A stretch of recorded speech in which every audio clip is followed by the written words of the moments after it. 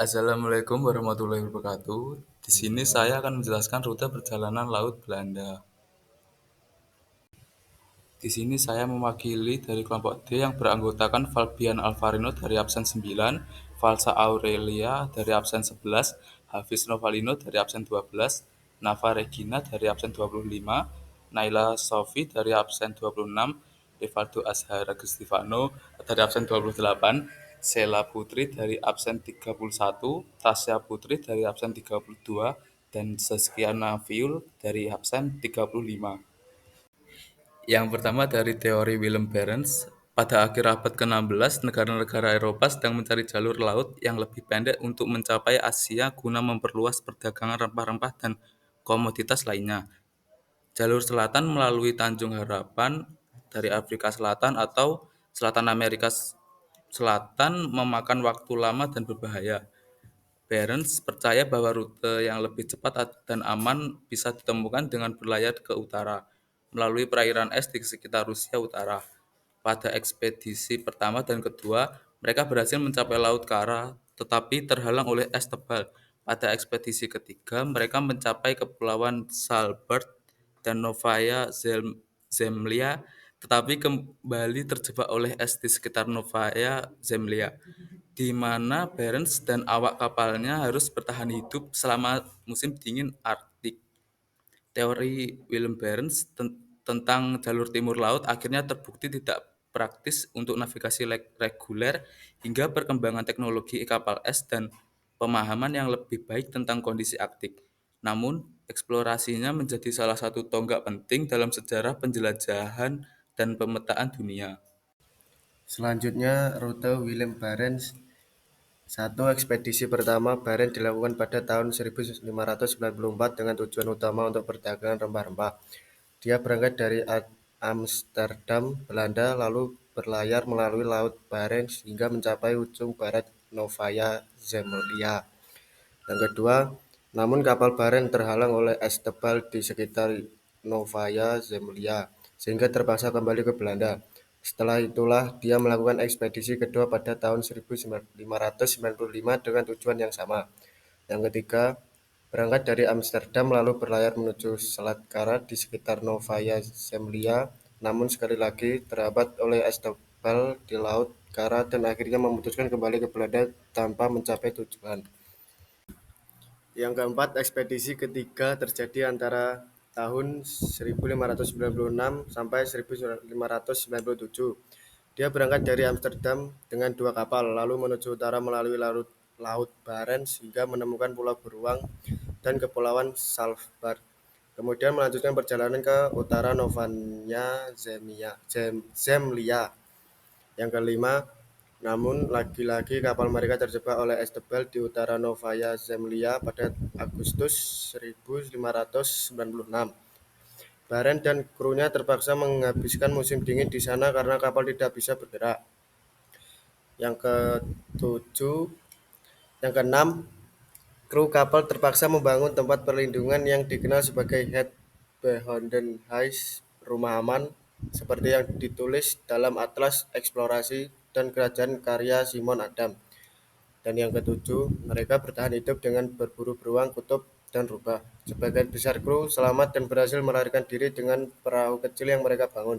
Kembali ke Belanda pada musim panas 1597, namun Barents meninggal pada Juni 1597.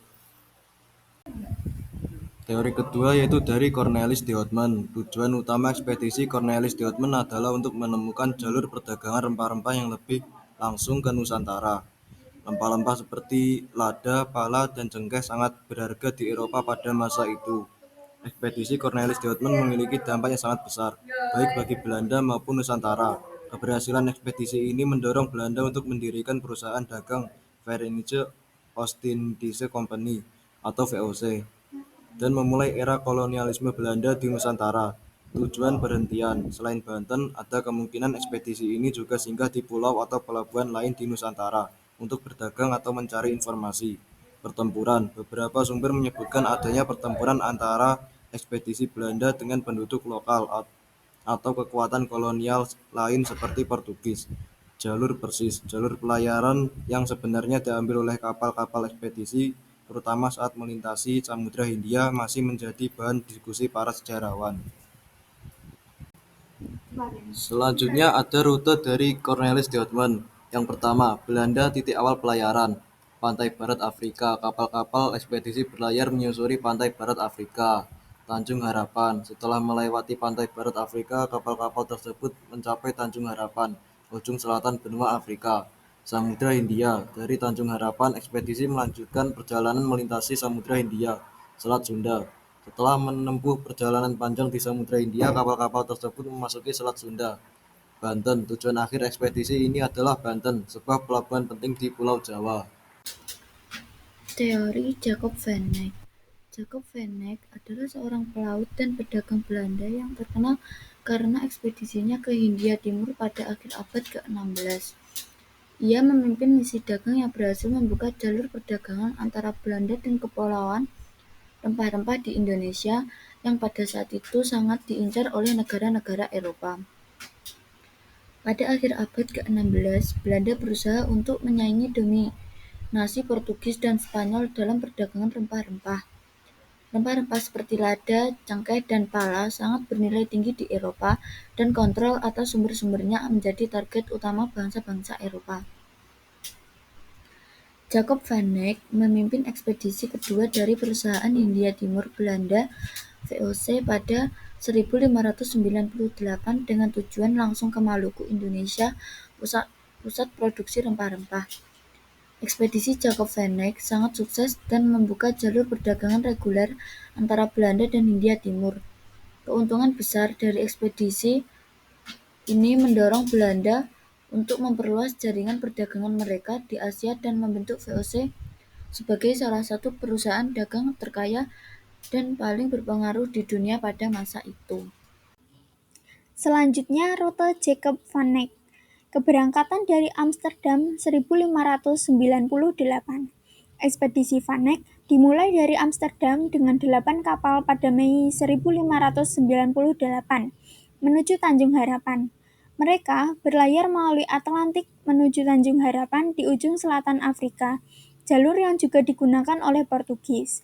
Pada November 1598, mereka mencapai Tanjung Harapan dan setelah mengisi kembali persediaan, mereka melanjutkan perjalanan.